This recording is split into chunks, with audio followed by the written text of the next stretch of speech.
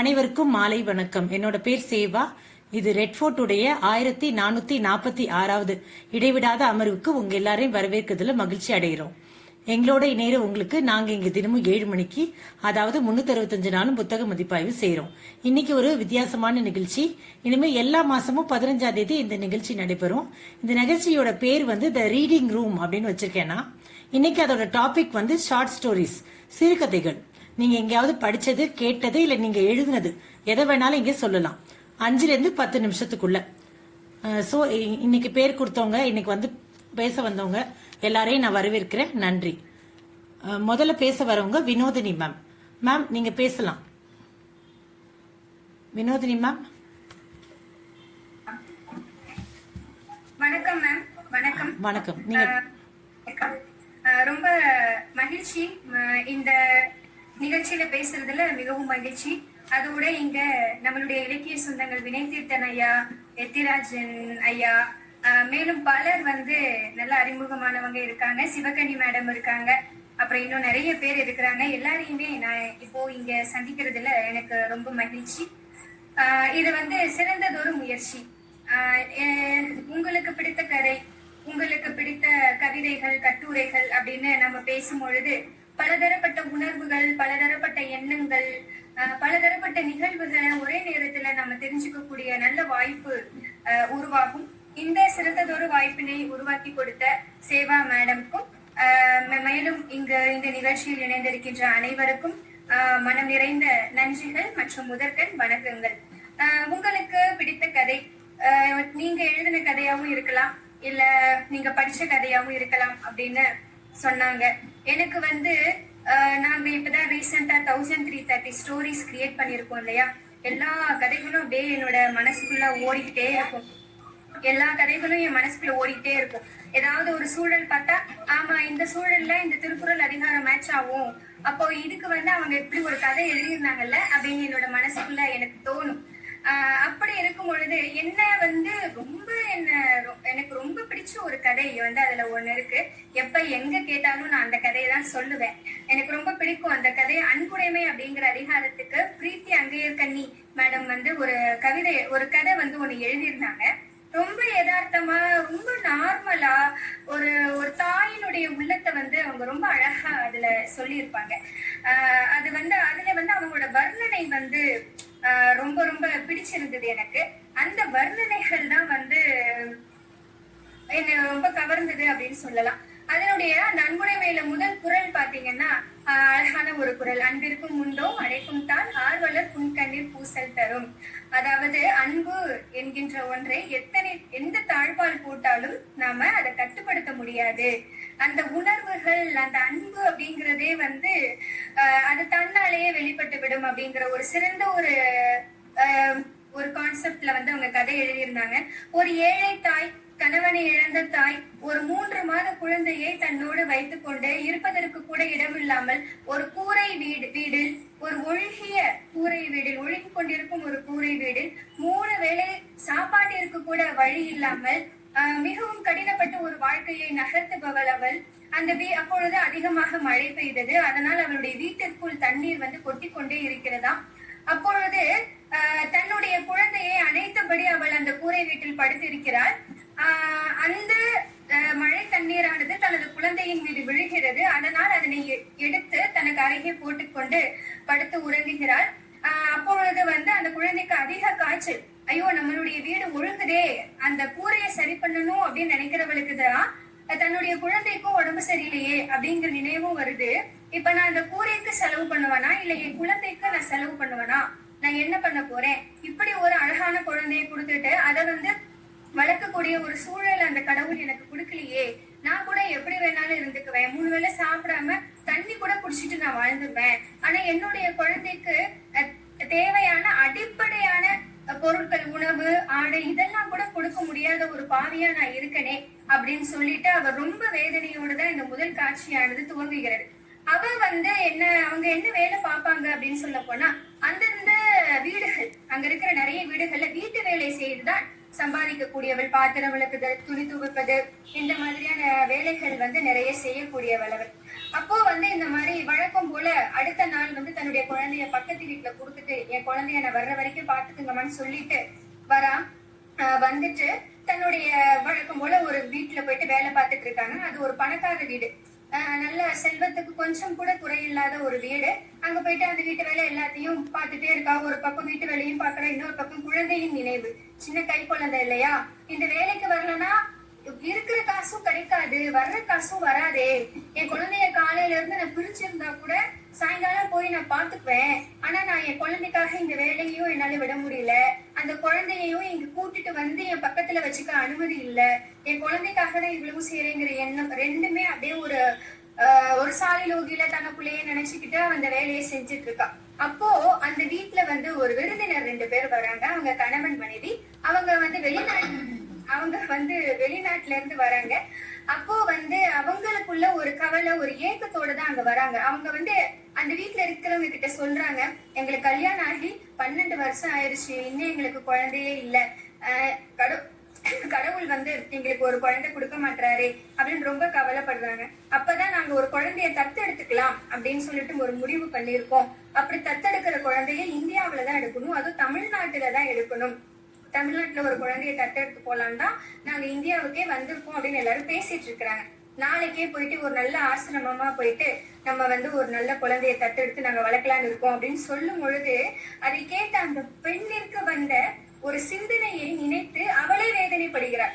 அவளே தன்னை திட்டிக்கிறார். சரி, நீ எல்லாம் ஒரு அம்மாவா, இப்படியா நீ நினைப்ப? 1000 தான் கஷ்டம் இருந்தாலும் கவலையா இருந்தாலும் எப்படி உனக்கு இப்படி நினைக்க தோணுது? தனக்குள்ளேயே அவ தன்னை திட்டிக்கிறான்.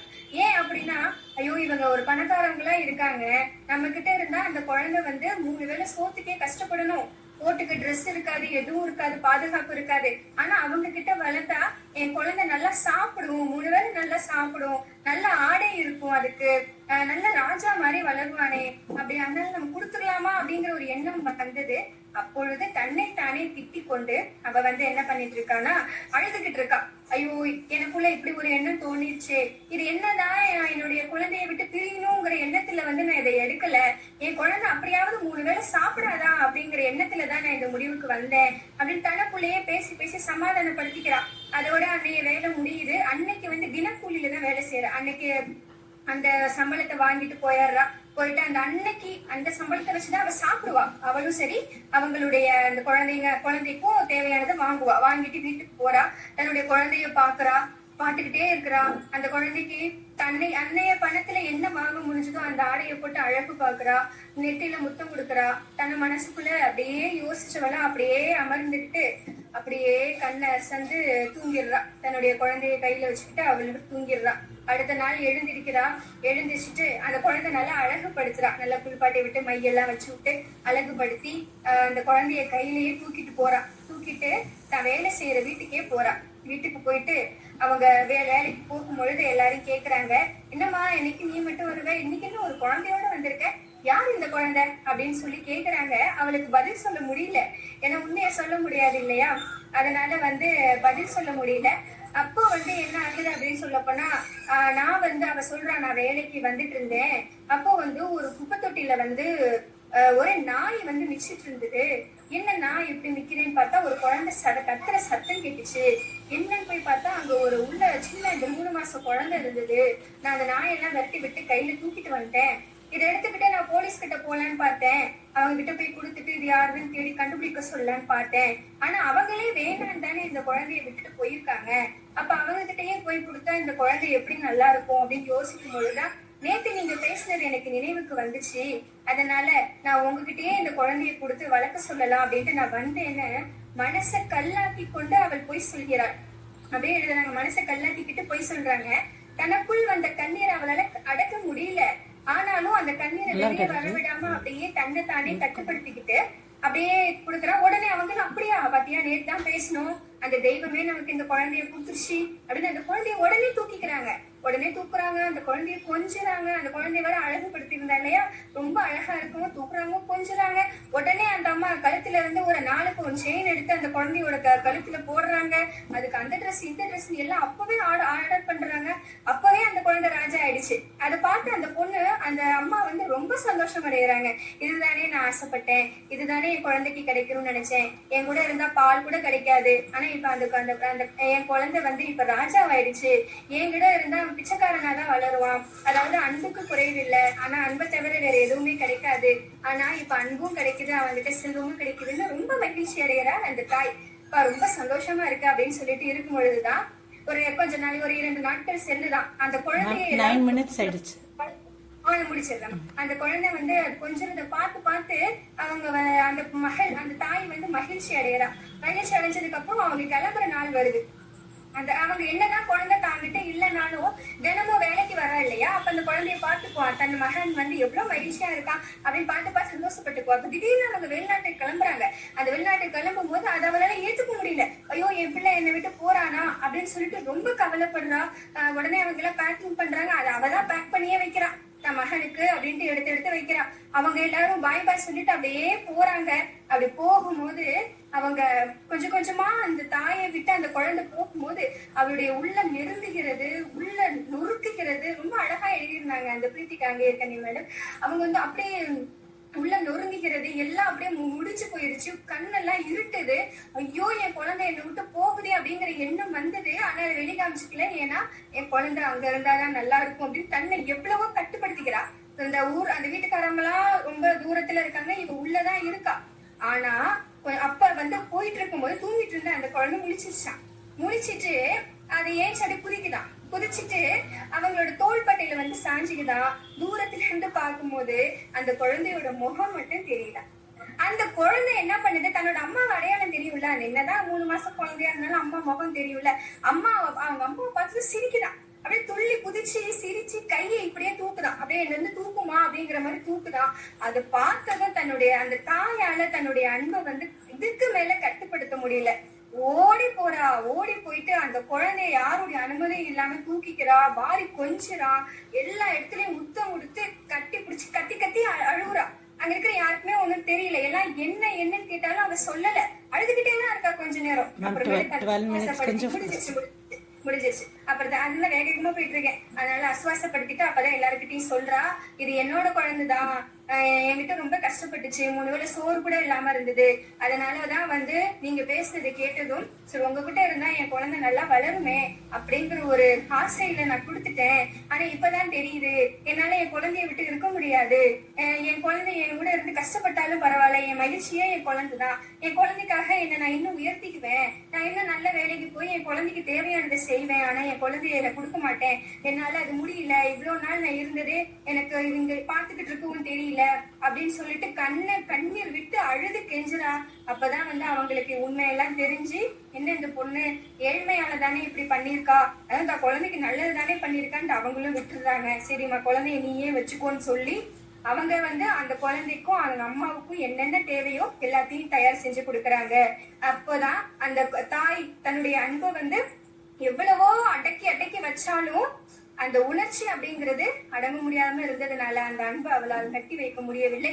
அந்த தாய் அவர் தன்னுடைய அன்பை எவ்வளவுதான் தாழ் போட்டு வைத்தாலும் அந்த உணர்ச்சி அந்த தாளை உடைத்து கொண்டு வந்தது அப்படின்னு சொல்லி அந்த கதையை முடிச்சிருக்காங்க. இதான் வள்ளுவர் சொல்லுவாங்க, அன்பிற்கும் உண்டோ அடைக்கும் தாள் ஆர்வலர் புன்கண்ணீர் பூச்சல் தரும் என்று முடிச்சிருப்பாங்க. அவ்வளவுதான். நிறைய கதைகள் எனக்கு இந்த 1030 கதைகளை பிடிக்கும். அதுல இது ஒரு கதை. இதை உங்களோடு பகிர்ந்ததில் நான் மகிழ்ச்சி அடைகிறேன். நன்றி.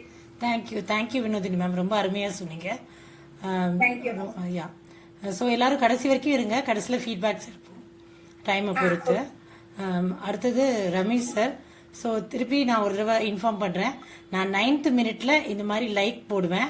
ஸோ அது 9th மினிட் ஆயிடுச்சுன்னு தெரிஞ்சுக்கிட்டு 10th மினிட்ல முடிச்சிருங்க. ஏன்னா மற்ற எல்லாரும் பேசணும், அதுக்காக தான் ஒரு சின்ன ரெக்வஸ்ட். ரமேஷ் சார், நீங்க பேசுங்க. அனைத்து நல்குள்ளங்களுக்கும் முதற்கண் மாலை வணக்கம். நான் நேரம் கதைக்க போற நேரம். அதாவது இது வந்து மனச்சாரல் அந்த இதழில் மின்னியர்ல MIM சார்பில் முதல் வெளியிட்ட புத்தகத்துல உறவாடும் சொந்தங்கள் அப்படின்னு செந்தமிழ் எழிலன் என்ற புனைப்பேர்ல நான் ரமேஷ் சித்திராஜன் எழுதியது. நிறைய பேருக்கு தெரியாது. கதைக்குள்ள போறேன். அந்த பக்கம் பிராட்வே பிரபாத் தியேட்டர், இந்த பக்கம் டான் போஸ்கோ ஸ்கூலு, அந்த பக்கம் கொத்தவால் சாவடி. இதுக்கு ரெண்டும் இடைப்பட்ட இடம் தான் நம்ம பேச போற இந்த கதையின் நாயகன் இருக்கிற இடம். அவர் பேர் திருவேங்கடம். அவர் காக்கை நிறம், நல்ல நீண்ட உயரமானவர், எப்போதுமே எளிமையானவர். 4 முழம் வேட்டி கட்டி நிற்பாரு, ஒரு ஜிப்பா ஒன்று போட்டு நிற்பாரு. அந்த 4 முழம் வேட்டி நடுவில் ஒரு நடுவுல புடைச்சிருக்கும். அதுலன்னா ஒரு சின்ன கட்டு, சின்னமங்களூர் கட்டு பீடி ஒண்ணு வச்சிருப்பாரு. அதுக்கப்புறம் ஒரு செய்தித்தாள்களை ஒரு 100 ரூபாய் 200 ரூபாய் நோட்டுகள், சில சில்லறைகள் வச்சு அப்படி மடிச்சு அதுதான் அவருடைய பொக்கிஷம், அவருடைய பர்சன் கூட சொல்லலாம் ஆங்கிலத்தில். அதை வச்சுன்னு இருப்பாரு. இதுதான் அவருடைய இது. மனசுக்குள்ள தன்னம்பிக்கை அதிகம், முன்னேறணுன்ற வெறி. இவருடைய குலத்தொழில் என்னன்னு பார்த்தா மாடு, அதாவது மாடு கட்டி பால் கறந்து வீடுகளுக்கு வியாபாரம் செய்து வாழுது. தந்தை வழியாக வந்தது. இவருக்கு இருக்குது, குடி இருக்குது வாடகை வீடு தான், மாட்டு கொட்டகையும் வாடகை வீடு தான். அப்போ இந்த நிலையில பெற்றோர் ஏற்பாட்டுல இவருக்கு திருமணம் நடக்குது. மனைவியுடைய பேர் அம்சவேணி. பேருக்கு ஏத்த மாதிரி அழகான சிகப்பான நிறம், மஞ்சள் கொண்டாடும் மாணிக்க சிவப்பு நிறம், கார் கூந்தல் அடம் பிடித்து இடுப்பு வரை தொங்கியது. அது போல அழகான உருவம். 2 பேருக்கும் பொருத்தம் அதிகம், எல்லாவற்றோட மனம் பொருத்தம் அதிகம். 2 பேரும் கடினமான உழைப்பாளிகள், உழைத்து முன்னேற வேணும்ன்ற நினைக்கிறவங்க. இவர் என்ன பண்றாரு, ஒரு 5-6 மாடு வச்சிருக்காரு. அதை கறந்து வீடுகளுக்கு கொடுத்து அதன் மூலம் வருமானம். 2வது இந்த அம்மா என்ன பண்றாங்க, அந்த மாடு போடுற அந்த சாணத்தை எடுத்து போய் வைக்கோல் தட்டி அதை வரட்டி ஆக்கி அதை விற்கிறது. அப்புறம் பால், தயிர், மோர், நெய் இதெல்லாம் வித்து இதுல வர்ற வருமானம் சிறுக சிறுக சேமிச்சு நல்ல ஒரு வருமானம் நல்லா பெருகுது. அப்ப இவங்க குடியிருக்கிற வீட்டுல முதலாளிக்கு என்ன தோணுதுன்னா, அவருடைய மகளுக்கு திருமணத்துக்காக விற்க வேண்டிய நிலைமை ஏற்படுது. அப்ப நீயே வாங்கிக்கிறியான்னு கேட்டவொடனே சரி திருவேங்கடம் வாங்கிக்கணும்னு திருவேங்கடமும் அந்த படத்தை கொடுத்து அந்த வீட்டை சொந்தமாக்கிறாரு. அதே போல வர வருமானத்துல இவங்களுக்கு அந்த மாட்டுக்கொட்டையும் இவங்களுக்கு சொந்தமாயிடுது.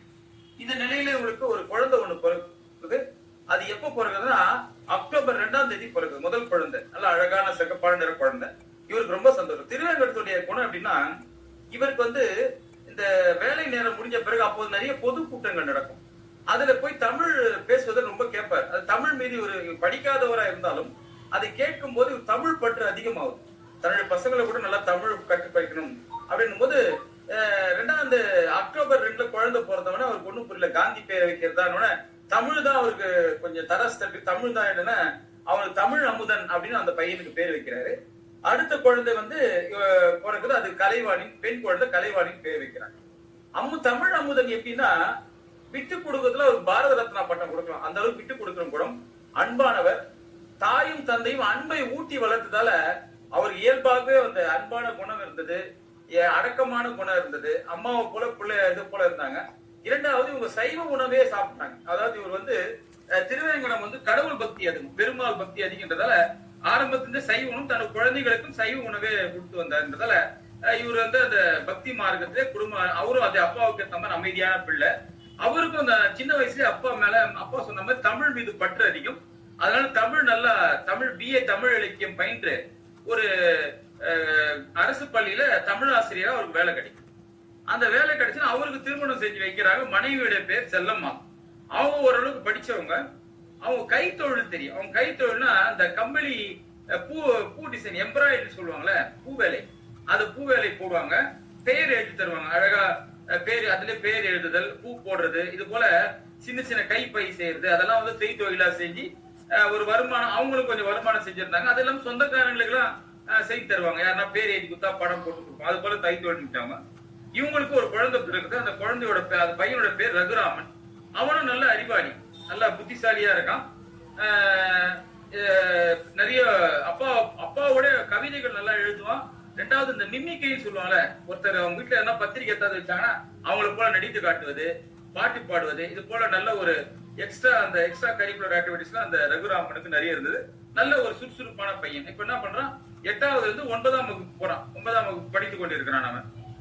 இப்ப அப்போது முழு ஆண்டு விடுமுறை வருது. விடுமுறை வந்தோடனே ரொம்ப நாளா சொல்லிட்டு இருப்பார் திருவேங்கடம், இந்த ராமேஸ்வரம் போனோம் அப்படின்னோட, சரி இப்பதான் நம்ம இவனுக்கு லீவ் இல்ல, ரகுராமனுக்கு லீவ் ஆயிடுச்சுல, நான் அவனை கூட்டிட்டு போறேன், நானும் அம்சவேணியும் ராமேஸ்வரம் வரைக்கும் போறோம் அப்படின்னு தன்னுடைய மகனான தமிழ் அமுதன் கிட்ட சொல்றாரு.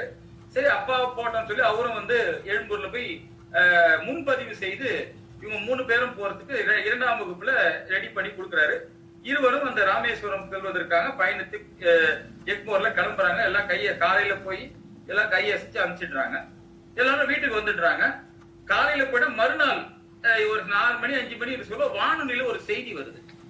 பார்த்தா ஒரு அதிர்ச்சி செய்தி. பார்த்தா சொல்றாங்க இந்த மாதிரி பாம்பன் பாலம் தகர்ந்தது. அதாவது மணிக்கு 100 கிலோமீட்டர் வேகத்துல புயல் வீசியிருந்தால பாம்பன் பாலம் தகர்த்தது.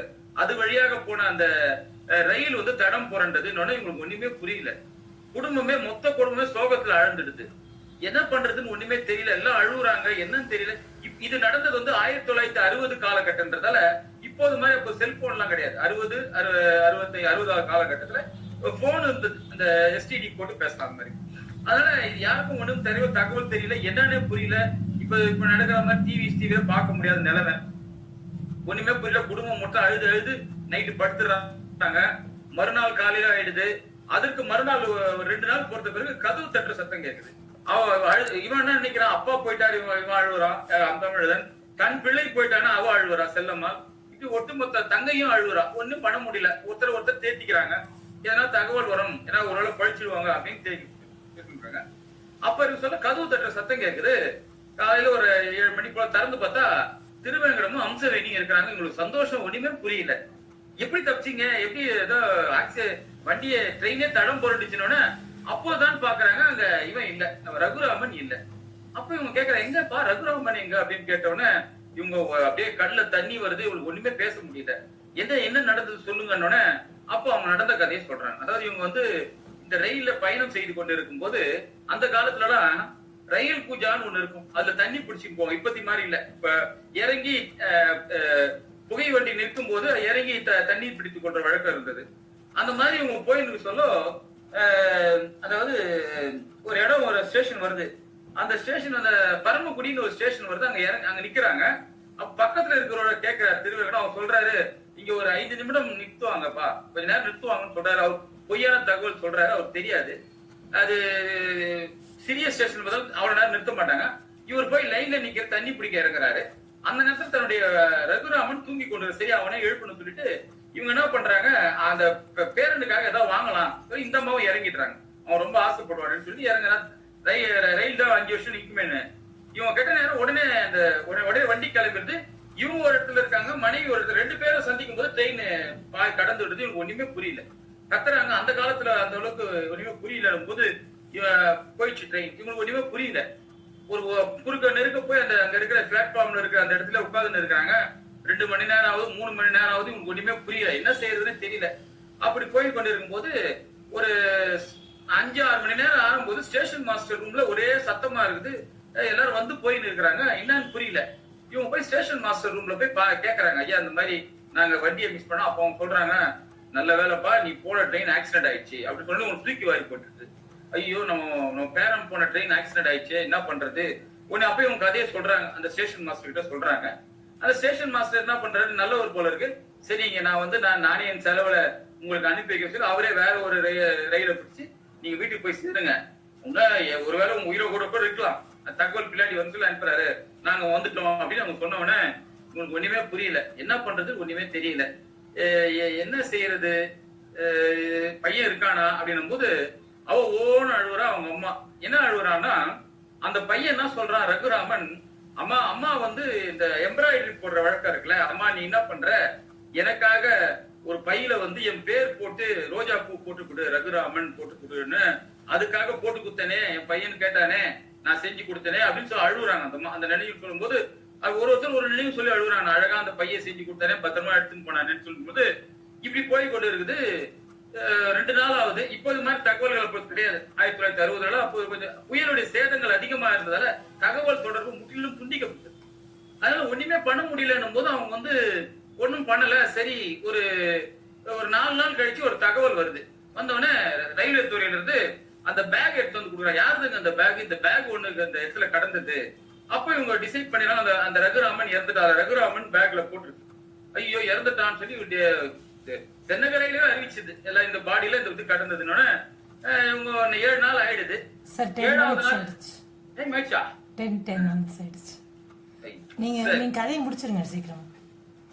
இந்த மாதிரி ஒரு 2 நிமிஷம் முடிச்சிடறேன். அப்போ ஒண்ணும் புரியலன்னும் போது இவன் வந்து அந்த வந்துடுச்சு. அப்ப என்ன ஆகுதுன்னா 7வது நாள் வைக்கும் போது இவருடைய நண்பர் கூட வின்சென்ட் ஒருத்தர் இருக்காரு. அவர் பக்கத்து வீடு இருக்குது. அவர் வந்து தொழிலதிபர். அவர் வந்து அந்த காலத்துல போன் வச்சிருந்தாரு எஸ்டிடி. அப்போ வந்து அங்க ஒரு போன் வருது. ஐயா உங்களுக்கு ஒரு போன் ஒன்று வருதுன்னா இவர் ஓடுறாரு. ஓடி போயிட்டு யாரோ ஒரு பெரியவர் பேசுறாரு. பேசுறது அந்த மாதிரி நான் வந்து ரஹ்மத்துல்லா பேசுறேங்க அப்படின்னு போனை கொடுத்தோன்னே அங்க அப்பான்னு குரல் கேக்குது. கேட்டவுடனே அவன் தான் தமிழ் அமுதன் தான் நான் பேசுறேன். எப்படி என்னன்னு சொன்னா அவன் கதையை சொல்றான். அந்த மாதிரி நான் வந்து இவங்க போயிட்டாங்க, நான் தூங்கிட்டேன். அப்புறம் பார்த்தா நான் ராமநாதபுரம் ஸ்டேஷன் வந்து நான் இறங்கிட்டேன். எனக்கு ஒண்ணுமே புரியல. இறங்கி பார்த்தா அதுக்குள்ள ட்ரெயின் போயிடுச்சு. நான் வச்சிருந்த பையன் அந்த ட்ரெயின்ல போயிடுச்சு. அப்ப நான் என்ன பண்றதுன்னு தெரியாம நான் ஓடி போயிட்டு ஒரு மரத்தடியில போய் படுத்துட்டேன். அப்போ ஒரு பெரியவர் வந்து தட்டி எழுப்பினாரு. எழுந்து பார்த்தா அவர் வெள்ளை ஜீப்பா தள்ள குல்லா போட்டிருந்தாரு. அவர் பேர் ரஹமத்துல்லா. அவர் சொன்னார் என்ன பண்ண நான் கதையை சொன்னேன். அப்போ அவர் கட்டி பிடிச்சினாரு. அல்லா உன்னை காப்பாத்திட்டா இருப்பா. நல்ல காலம் நீ போயிருந்தா இந்த ஸ்டேஷன்ல நீ இந்த ஆக்சிடென்ட் ஆயிருக்கும், நீ தப்பிச்சிக்கணும். அவன் விஷயம் சொல்றான். கவலைப்படாத, நான் வந்து இப்போ வந்து புயல் அதிகமா இருக்கு, எங்கேயும் போக முடியாது, பஸ் எதுவுமே இல்லை, ஒரு 4-5 நாள் போகட்டும், நானே எதுவுமே உங்க வீட்டுல விட்டுறேன்னு சொல்லிட்டு அவர் தான் எங்களை காப்பாத்தினாரு. அவர் தான் எங்க வீட்டுல எதுவுமே அடைக்கலம் கொடுத்தாரு, சாப்பாடு எல்லாம் போட்டாரு. இவர் சைவ உணவுன்றதால அவங்களும் சைவ உணவு, நான் சுருக்கமா அவங்களும் சைவ உணவு சாப்பிட்டு இவரை காப்பாத்தினாங்க. நான் வந்து இந்த தேதியில நான் வரேன் சொன்ன உடனே அந்த 10ஆம் தேதி வச்சுக்கேன், 10ஆம் தேதி ட்ரெயின்ல வரான். எல்லா அந்த அந்த தெருவே திரண்டு போகுது. தெருவே திரண்டு போய் அவனை வரவேற்க காத்துன்னு இருக்குது. கையை காமிச்சு இறங்குறான். அப்போ திருவேங்கட என்ன பண்றாரு, அவனை வந்து கட்டி பிடிச்சிக்கிறாரு. திருவேங்கட வந்து அவனை கட்டி பிடிச்சிட்டு ரொம்ப நன்றி ரஹமத்துல்லா அப்படின்னு சொன்னா அவர் சொல்றாரு, நேற்று வரைக்கும் நீ ரஹமத்துல்லா, இன்று என்னுடைய ரகுராமனை மீட்டதால், ராமேஸ்வரத்து ரகுராமனை மீட்டதால் நீ ராமன் ரகுமத்துல்லா அப்படின்னு சொல்லி கட்டி பிடிச்சிக்கிறாரு. மனதோடு மனம் தாளாட்டியது, உறவாடும் சொந்தங்களின் உறவு பாலம் ஆக்கமான எழுச்சியோடு மதிப்பான நிலையோடு செழிப்பாக இருந்தது என்று கூறி என்னுடைய உரையை முடிக்கின்றேன். இது நான் முதலில் எழுதிய கதை. கதையை எழுதுறது கிடையாது. மனச்சாரல் இதழ முதல்ல எம்ஐஎம்ல பின்னியல இது கதையா வந்தது. இப்ப தெரிவித்துக் கொண்டு விடைபெறுகிறேன். நன்றி. தேங்க்யூ சார், ரொம்ப நல்லா இருந்துச்சு சார். நன்றி. ஸோ திருப்பியும் நான் சொல்றேன், நான் 9th மினிட்ல இந்த மாதிரி லைக் போடுவேன். கொஞ்சம் எல்லாரும் என்ன பாருங்க. 9th மினிட்ல பேசுறவங்க கரெக்டா முடிக்க ட்ரை பண்ணுங்க ப்ளீஸ். ஸோ அடுத்தது வந்து சுரேஷ் சார், நீங்க பேசுங்க சார். Thanks madam. மேடம், நான் சொல்ல போற கதை வந்து இது சுவாமி சுகபோனந்தா அவர்கள் வந்து மனசே ரிலாக்ஸ் ப்ளீஸ் அப்படின்ற ஒரு புத்தகத்தில் எழுதிய கதை. அதோட முதல் கதைய நான் இப்ப பாசிச்சிடுறேன். அதுக்கப்புறம் சமயம் கிடைக்கும் போது 2வது கதையை நான் சொல்றேன். ஏன்னா எல்லாருக்கும் டைம் கிடைக்கணும். இந்த கதையோட தலைப்பு என்ன அப்படின்னா, இதுதான் உலகம், இதுதான் வாழ்க்கை. எல்லாருமே என்ன பண்றாங்க, வாழ்க்கையில வர்ற கஷ்டம் எல்லாம் வரும்போது ஆண்டவன் எனக்கு மாத்திரம்தான் கஷ்டம் கொடுக்கறான், மத்தவங்க எல்லாம் நல்லாதான் இருக்காங்க, ஏன் எனக்கு மாத்திரம் இப்படி நடக்குது அப்படின்ற எண்ணத்தோடயே இருப்பாங்க. இந்த கேள்வி கேட்கும் போதெல்லாம் இந்த கதை தான் எனக்கு ஞாபகம் வருதுன்னு சுகபோனந்தா சொல்றாரு. அவர் என்ன சொல்றாருன்னா, ஒரு கிராமம் இருக்கு, அந்த கிராமத்தை ஒட்டி ஒரு ஏரி இருக்கு. அந்த ஏரி கரையில ஒரு பையன் அவன் விளையாடிட்டு இருக்கான். அப்ப அந்த இடத்துல அவன் போகும்போது என்னை காப்பாத்துன்னு ஒரு சத்தம் கேக்குது. என்னை காப்பாத்துன்னு சத்தம் கேக்குது. என்னடா அப்படின்னு அங்க போகும்போது ஒரு வலையில் ஒரு முதலை வந்து மாட்டிட்டு இருக்கிறத பாக்குறான். அந்த பையனுக்கு ரொம்ப அனுதாபம் இருந்தாலும் ஒரு பயம் இருக்கு. என்னடா அது முதலையாச்சு, நம்ம போனா நம்மள கடிச்சிருமே அப்படின்றான். அந்த முதல்ல அவனை பார்த்து, இல்ல நீ எதுவுக்கும் பயப்படவே வேண்டாம், நான் உன்னை எதுவுமே செய்ய மாட்டேன் அப்படின்னு சொல்லுது. இந்த பாரு, நான் வலையில மாட்டிட்டேன், என்னால எங்கேயும் நவுற கூட முடியல அப்படின்னு சொல்லுது. உடனே அந்த பையன் சொல்றான், இல்ல எனக்கு பயமா இருக்கு, ஏன்னா எனக்கு தெரியும் இந்த ஏரியில இருக்கிற ஒரு முதல்ல வந்து நிறைய சின்ன பசங்க எல்லாம் விழுங்கி இருக்குன்னு நான் கேள்விப்பட்டிருக்கேன் அப்படின்னு சொல்றான். அதுக்கு அந்த முதல்ல வந்து ரொம்ப அழுது, நான் சத்தியமா உன்னை சாப்பிடவே மாட்டேன், என்னை காப்பாத்துன்னு திரும்ப அந்த பையனை பார்த்து ரொம்ப அழுகுது. உடனே அந்த பையனும் ரொம்ப பரிதாபப்பட்டு சரி அப்படின்னு சொல்லிட்டு அங்க இருக்கிற அந்த இதை வந்து வலைய அறுக்க ட்ரை பண்றான். கொஞ்சமா அறுக்கிறான். முதல்ல தலைப்பகுதியை அறுக்கிறான். தலைப்பகுதி இருக்கிற வலை இருக்கிற இடத்த அறுக்கிறான். உடனே அந்த தலை வந்து ஃப்ரீ ஆயிடுது. இந்த தலை ஃப்ரீயான உடனே அந்த முதல்ல என்ன பண்ணுது அப்படின்னா இமீடியட்டா அந்த பையனோட காலை பிடிச்சிருச்சு. உடனே அந்த பையன் அடி பாவி முதலியே, இது நியாயமா இருக்கு அவனுக்கு? நான் உன்னை ஹெல்ப் பண்றதுக்கு தானே பண்ணேன், உன்னை காப்பாத்துறதுக்கு தான் இருந்தேன். நீ இந்த வலையிலேயே மாட்டி இருந்தா இந்த இவங்க வந்துட்டு உன்னை கொண்டிருப்பாங்க, இல்ல தூக்கி போட்டு ஒரு முதலை பண்ணையில போட்டிருப்பாங்க. ஆனா நான் உன்னை காப்பாத்தி பரவாயில்ல நீ ஏரிக்குள்ள போன்னு சொல்றதுக்கு வந்தா நீ என்னைய வந்து கடிச்சிட்ட அப்படின்னா மெதுவா அந்த காலை விழுங்குது. இந்த முதல்ல அவன் காப்பாத்துங்கன்னு அந்த கைய இது கத்துறான். அப்ப அந்த முதல்ல சொல்லுது, இதுதான் உலகம், இதுதான் வாழ்க்கை, அதனால யாரும் சமயம் கிடைக்கும் போது அந்த சமயத்தை உபயோகிச்சுக்கணும் அப்படின்னு சொல்றான். அப்ப வந்துட்டு அந்த முதல்ல வாய்க்குள்ள போற அந்த பையனுக்கு அந்த எண்ணம் வந்து பிடிக்கல. உடனே அந்த மரத்து மேல இருக்கிற ஒரு பறவையை பார்த்து, உண்மையா இந்த முதல்ல சொல்றது கரெக்டா, இதுதான் உலகமா, இதுதான் வாழ்க்கையா, மோசடி செய்யறதுதான் வாழ்க்கையா அப்படின்னு கேக்குறான். அப்ப அந்த மரத்துல இருக்கிற பறவை சொல்லுது, நான் பாரு மரத்து மேல நான் கூடு கட்டியிருக்கேன். ஏன் அப்படின்னா இந்த பாம்பு இருக்கு பாத்தீங்களா, நான் எவ்வளவுதான் பார்த்து கட்டினாலும் என் முட்டையெல்லாம் வந்து சாப்பிட்டுடுது. ஆனா அங்க முதல்ல சொல்றதுதான் உண்மை, இதுதான் உலகம், இதுதான் வாழ்க்கை அப்படின்னு சொல்லுது. ஆனாலும் அந்த பையனுக்கு நம்பிக்கை இல்ல உண்மையா உதவி செய்யறவங்களுக்கு வந்து எந்த வித துன்பமும் வரக்கூடாது அப்படின்னா.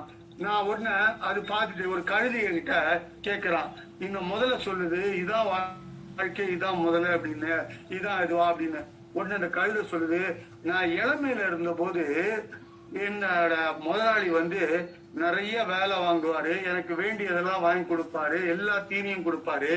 நான் வயசாயிட்டேன், இன்னைக்கு என்னை எட்டி வயச்சிட்டு எனக்கு எந்த விதமான உணவும் தராம விட்டுருக்காரு, ஏன்னா தீனியே போடல 2 நாளா, என்னை துரத்தி விட்டுட்டாரு. ஆமா இதுதான் முதல்ல சொல்றதுல தப்பே இல்லை, இதுதான் வாழ்க்கை, இதுதான் உலகம் அப்படின்றான். அப்பவும் அந்த பையனுக்கு வந்து அந்த எண்ணத்தை ஏற்றுக்கொள்ள இதுல. கடைசியா ஒரு முயல் வருது. அந்த முயல்கிட்ட போய், இந்த முயல் முதல்ல சொல்லுது இதுதான் வாழ்க்கை, இதுதான் உலகம்ன்றது, ஏமாத்துறதுதான் உலகமா அப்படின்னு. அந்த முயல் வந்து முதலைய பார்த்துட்டு அந்த பையனையும் திரும்பி பார்த்துட்டு, இல்ல இதுதான் உலகம் இல்ல, இதுதான் வாழ்க்கை இல்லைன்னு. உடனே அந்த முதலைக்கு கோவம் வருது, என்ன நினைச்சிட்டு இருக்க, இதுதான் உலகம் இதுதான் வாழ்க்கைன்னு உனக்கு தெரியாதா அப்படின்னு. அப்பயும் அந்த பையனை மெதுவா கடிச்சிட்டு இருக்கு. உடனே அந்த முயல் என்ன சொல்லுது, நீ அந்த பையனோட காலை கடிச்சுக்கிட்டே பேசுறதுனால எனக்கு சரியாவே கேட்க மாட்டேங்குது, நீ ஒரு வேலை பண்ணு, அந்த பையனோட காலை அப்படி தாழ்த்தி விட்டு சரியா சொல்லு, எனக்கு காலில் விழணும்.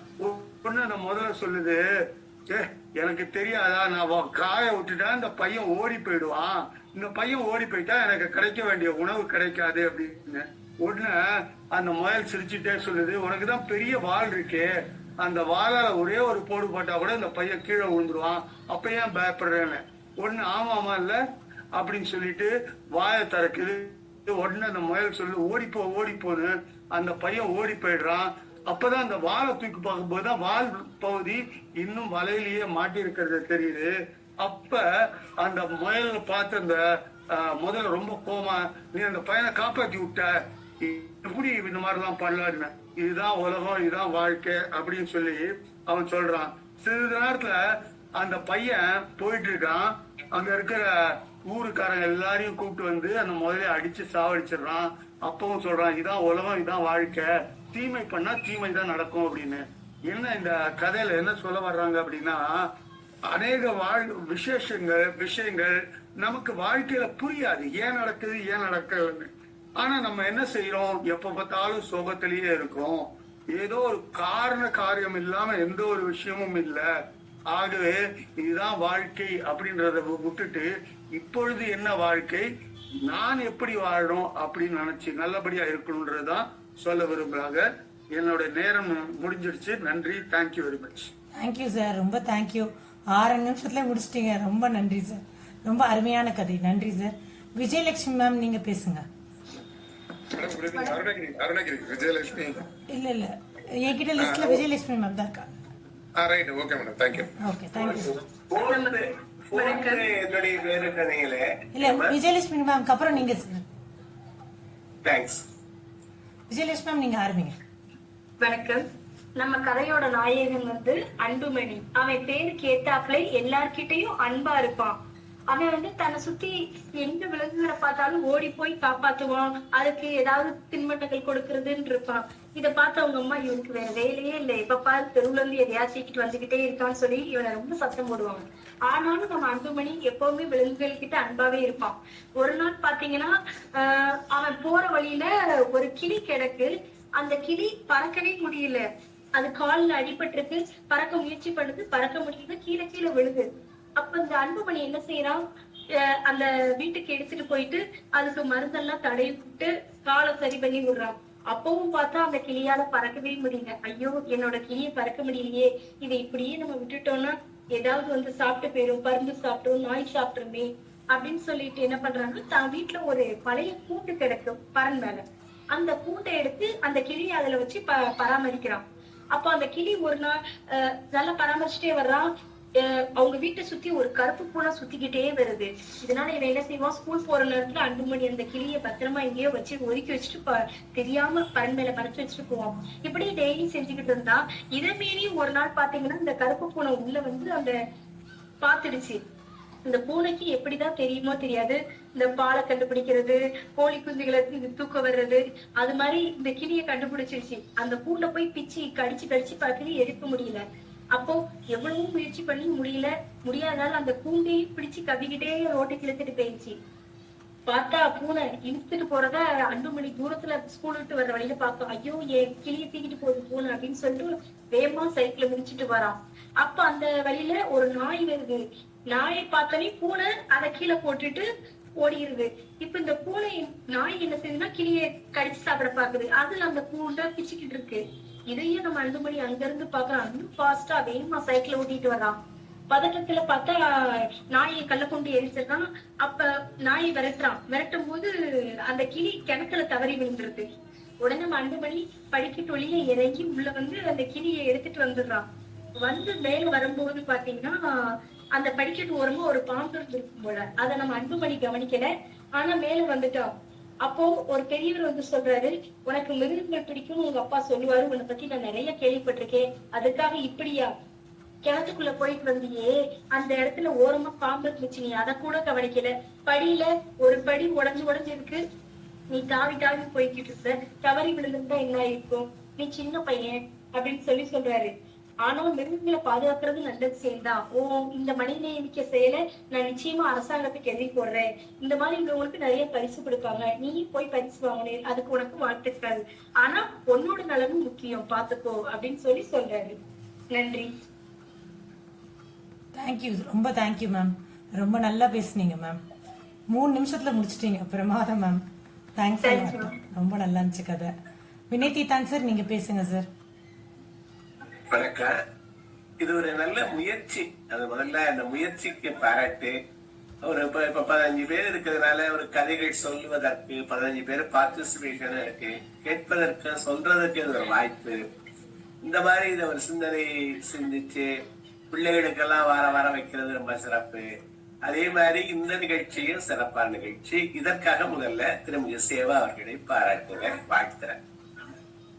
அடுத்தது, இன்றைக்கு என்னை கவர்ந்த, முதல்ல இந்த நிகழ்வுக்கு ரெடி இல்லை, ஆனா அப்புறம் போஸ்டரை பார்க்கவும் மறுபடியும் அவங்களோட தொடர்பு கொண்டேன். மகிழ்ச்சி. இன்றைக்கு என்னை பாதித்த ஒரு கதை இது. பாமா என்கிற எழுத்தாளர், மிக புரட்சிகரமான எழுத்தாளர் பாமா. நிறைய சிறுகதைகள் எழுதியிருக்காங்க, பரிசுகள் பெற்றிருக்காங்க. அவர்களுடைய நிழலும் நிஜமும் அப்படிங்கிற ஒரு கதை. நிழலும் நிஜமும் இது விருதுநகருக்கு பக்கத்துல ஒரு கிராமத்துல தொடங்குது. அந்த ஊர்ல 2 முறைதான் எல்லாரும் துணியே எடுப்பாங்க. அவ்வளவு ஒரு எளிமையான கிராமம்னு வச்சுங்களேன்.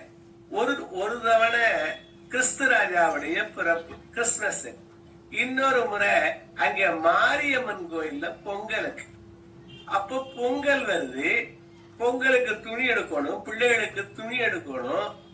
அங்கே ஆசிரியர் ஒருவரு, ஆசிரியர்னா பிடிஏ ஆசிரியர், பிடிஏன்னு உங்களுக்கு தெரியும், பேரண்ட் டீச்சர்ஸ் அசோசியேஷன்ல போட்டிருப்பாங்க. அவருக்கு சம்பளம் 5000 ரூபாய், மனைவி 2 பசங்க, இவங்களுக்கு துணி எடுக்கணும். அங்க அந்த வாய்தா வண்டி அப்படின்னு ஒரு வண்டி, அத பஸ், அத 2012 தான் எழுதுறாரு. சில கிராமங்கள் இருந்தா அப்படித்தான் இருக்கு, 2 பஸ் 3 பஸ். அந்த வாய்தா வண்டியில என்னன்னா கேஸ், இந்த வழக்கு நடத்துறவங்க மதுரைக்கு போவாங்க. மதுரைக்கு போனா அங்க அந்த வாய்தா போடுவாங்க. கேசுகள்ல பெரும்பகுதி தள்ளி தான் போடுறாங்க. அதனால வாய்தா வண்டிக்கே அதுக்கு பேரு. இங்க போயிட்டு சாயந்தரம் 3 மணிக்கு இங்க புறப்படும், 4 மணிக்கு புறப்படும், வந்துருவாரு. இவரு மனைவியோட போறாரு. போற போது நினைக்கிறாரு தானும் அதே கிளாஸ் தான் எடுக்கிறான். ஆனால் ஒருவரு பெர்மனன்ட்னு அங்க அப்பாயின்மெண்ட் ஆனவருக்கு எவ்வளவோ 70,000 80,000 ஆசிரியருக்கு சம்பளம். அப்படி இல்லாம அவருக்கு என்ன ஓட்டம். சரி, நம்ம பிள்ளைகளுக்கு ஏதாவது வாங்கணும். சரி, பட்ஜெட் இந்த 5000 தான் அவருக்கு சம்பளம். அதுக்குள்ளதான் இந்த கேஸ் விலையிலையும் இந்த பால் விலையிலையும் அவர் குடும்பம் நடத்தணும். அவர் என்ன முடிவு பண்றாரு, இந்த 1500 ரூபாய்க்குள்ள சரி கொஞ்சம் வச்சிருக்காங்க, அதுக்குள்ள உடை எடுக்கிறது போறாங்க. அந்த மதுரைக்கு போய் அந்த உடையை எடுக்கிறாங்க. அவருக்கு ஒரு மகிழ்ச்சி என்னன்னா, அந்த 1500 ரூபாய்க்குள்ள ஓரளவு அடங்கிருச்சு. பஸ் ஸ்டாண்டுக்கு வர்றாங்க. பஸ் வர்றதுக்கு நேரம் ஆகும்னு தெரியுது. அந்த 3 மணிக்கு மேலதான் வரும். அதனால உணவு உண்ண போறாங்க. உணவு விடுதியில உள்ள போற போது ஒரு பையன் அழுக்கான ஒரு உடை, கிழிந்த உடை, வெளியில இருந்து பிச்சை எடுத்துட்டு இருக்கான். அவனை பார்க்கவும் இவருக்கு தன்னுடைய பிள்ளை வயசுதான் இருக்கு. அவனுக்கு இவனுக்கு சாப்பாடு வாங்கி கொடுக்கலான்னு இவனுக்கு நினப்பு வருது. அவனுக்கு நினப்போட இருக்கு. இந்த கதையே நிழலும் உள்ள போய் சாப்பிடுறாங்க. சரி, பணம் அவனுக்கு திரும்பி வர்ற போது அவன் நிக்கிறான், ஏதாவது காசு போடணும்னு பாக்குறாரு. உள்ள என்னன்னா அவர் பாக்கெட்ல எல்லாம் அன்றைக்கு 10 ரூபா வேல்யூ அதிகம், 10 ரூபா 20 ரூபா 50 அந்த மாதிரிதான் இருக்கிறது. அப்புறம் சில்லறை இல்ல. ஐயோ போடணுமே நினைக்கிறாரு, ஒண்ணுமே போடல. வெளியில வர்றாங்க. வெளியில வந்துட்டு பஸ்ஸுக்காக காத்துக்கிட்டு இருக்காங்க. அப்ப இவர் நினைக்கிறாரு பிள்ளைகளுக்கு போய் ஏதாவது பலகாரம் வாங்கணும், இனிப்பு சேவு எல்லாம் பையனுக்கு பிடிக்குமேனு பலகாரம் வாங்க போறாரு. அப்ப ஒரு ஒலி அங்க, நீங்க எல்லாரும் கேள்விப்பட்டிருக்கோம், அந்த காலத்துல கல்லூடி மங்கன்னு சொல்லுவாங்க. இந்த இது இருக்குல்ல, சாட்டை இருக்குல்ல, சாட்டை நான் இப்ப சமீபத்துல எல்லாம் பார்க்கல, அந்த மாதிரி சின்ன பிள்ளைய நிறைய பார்த்திருக்கேன். சாட்டைய வச்சு தன் மேல அடிச்சுக்கிட்டு இந்த இதுல மேற்புற கையில இருந்து இது ரத்தம் வடி, அதே மாதிரி அடிச்சுக்குவாரு. அந்த அவருடைய மனைவி ஒரு பையன் இருக்கான். இவனு அந்த அங்க பார்த்த பையன் மாதிரி தான். அந்த பையன் ஒவ்வொருத்தையும் போய் ரவுண்டா எல்லாரும் நிக்கிறாங்க. இவரு அடிச்சுக்கிட்டு கீழே இருக்க அந்த சாட்டையை தரையிலே அடிப்பாரு. அவர் தரையில அடிக்கிறது பெரும் முகசையா இருக்கும். அது ஒரு வித்தியாசமா இருக்கும். அந்த மணி, அவருடைய இடுப்பு கட்டு, இடுப்பு கச்சை, இதுகள்லாம் அழகா வர்ணிக்கிறாரு. நானும் பார்த்திருக்கேன். அந்த பையன் போய் போற வழியில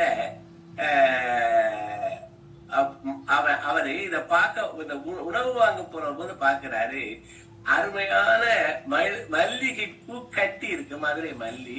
மனைவிக்கு வாங்கி கொடுக்கலான்னு நினைக்கிறாரு. ஆனா வாங்கல.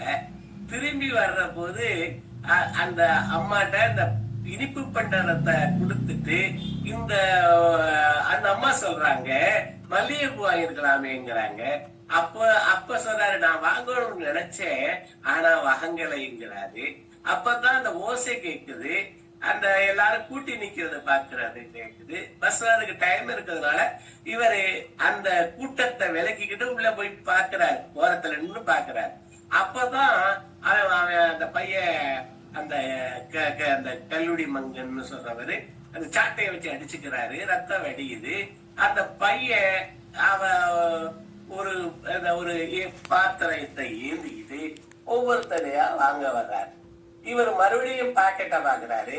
பாக்கெட்ல 10 ரூபாய் 20 ரூபா தான் இருக்கு. அவர் 2 ரூபாய் இருந்தா போடலாம்னு நினைக்கிறாரு. இல்ல, அதனால போடல. அப்ப ஒருத்தன் அந்த கூட்டத்தை விலக்கிக்கிட்டு ஒரு சின்ன பையன் வர்றான்.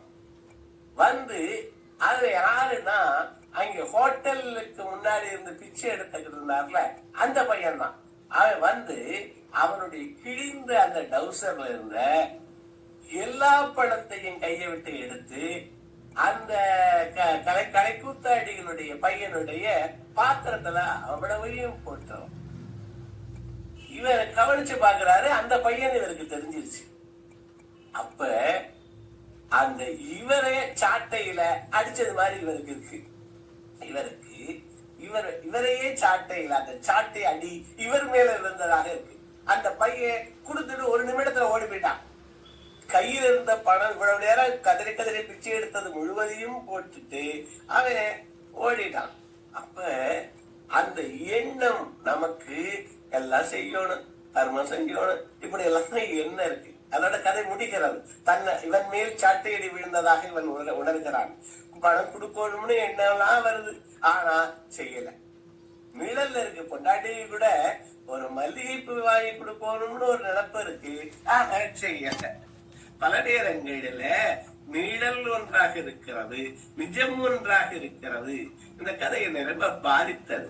ஒரு பிச்சைக்கார பையன், அதாவது ஒரு இந்த மாதிரி இறந்து சாப்பிடுற பையன் இருக்கிறது எல்லாத்தையும் இன்னொருத்தரை பார்த்து ஒரு இரக்கம் கொண்டு கண்ணை கொண்டு இவன் ஒரு 10 ரூபா நோட்டா இருக்கு சில்லறை இல்லைன்னு சொல்லிட்டு நிறைய இடத்துல நம்ம ஏன் போடல சில்லறை இல்லைன்னு சொல்றோம். அப்ப அந்த பையன் இருந்தது முழுவதையும் கொடுத்துட்டு போறான். அவனுடைய உள்ளம் எப்படி இருக்கிறது அப்படிலாம். நான் நமது ராமலிங்க வள்ளலார பத்தி ஏன் வள்ளல்னு சொன்னோம் அப்படின்னு நினைச்சு பாக்குறது. கதையை அப்போ நான் படிக்கிற போது தோணுச்சு. அவர் என்ன கொடுத்தாரு? கையில எதுவுமே இல்ல, காசு இல்லாதவரு வள்ளல். ஏன் அவர் என்ன நினைச்சாரோ, வாடிய வயதை கேட்ட போது வாடினாரு. பசி பிணிய அறுப்பரும் நினைச்சாரு. இன்னும் அவர் ஏற்றி வச்ச அந்த தீபம் இது அடுப்பு எரிந்து கொண்டிருக்கிறது, இன்னும் உணவிட்டு கொண்டிருக்கிறார்கள். சாலை தர்மசாலை அமைத்தாரு, சங்கம் அமைத்தாரு, சன்மார்க்க சங்கம். அது மாதிரி என்ன நினைக்கிறோமோ அதுக்கு அந்த பேச்சுக்கும் இதற்கு இடைவெளி இல்லாம நம்ம பெரும்பகுதி நமது வாழ்க்கை நம்ம யோசிச்சு பார்த்த போது அது நிழலாகவே இருக்கிறத வெளிய இந்த மாதிரி நிஜமாக அது மாறல. அதற்கு ஒரு தனி மனம் வேண்டும். அது ஏழை பணக்காரன் என்று இல்லை. இந்த கதை என்னை பாதித்ததுனால அன்பு நண்பர்களோடு நான் பகிர்ந்து கொள்வதிலே பெருமகிழ்ச்சி அடைகிறேன். கதாசிரியர் பேர் பாமா. நிறைய அவருடைய சுருக்கு பல நாவல்கள், நல்லா நாவல்களும் இருக்கு, சிறுகதை இருக்கு. நீங்க நெட்டிலையும் கிடைக்குது, பாருங்க. இது நல்ல கதை, படிக்கிறதுக்கு நிழலும் நிஜமும் கொஞ்சம் உறுத்துற கதை. சாட்டையடி கடைசியில் அவன் மேல மட்டும் விழுகவில்லை, நமது எண்ணங்களின் மீது அந்த சாட்டையடி விழுக. நன்றி, வணக்கம். Thank you sir. கரெக்டா 9 minutes 40 seconds. Thanks a lot sir. ரொம்ப நல்லா இருந்துச்சு சார் கதை, அருமையான கதை. நன்றி சார். அடுத்தது அருணகிரி சார், நீங்க பேசலாம். அனைவருக்கும் இனிய மாலை வணக்கம். நான் வந்து ஆக்சுவலா டெமோக்ராட்டிக், கம்யூனிசம், நாசிசம், பாசிசம் அதை வந்து ஒரு கதை வடிவில் சொல்றேன். ஒரு ஊர்ல ஒரு விவசாயி வந்து 2 கறவை மாடு வச்சிருக்காரு. அவர் என்ன பண்றாருன்னா அதை வந்து பராமரிச்சு அது கொடுக்குற பாலை வந்து தனக்கும் தன்னுடைய குடும்பத்துக்கும் தன்னை சார்ந்தவங்களுக்கும் பயன்படுத்திக்கிறாரு. அது அந்த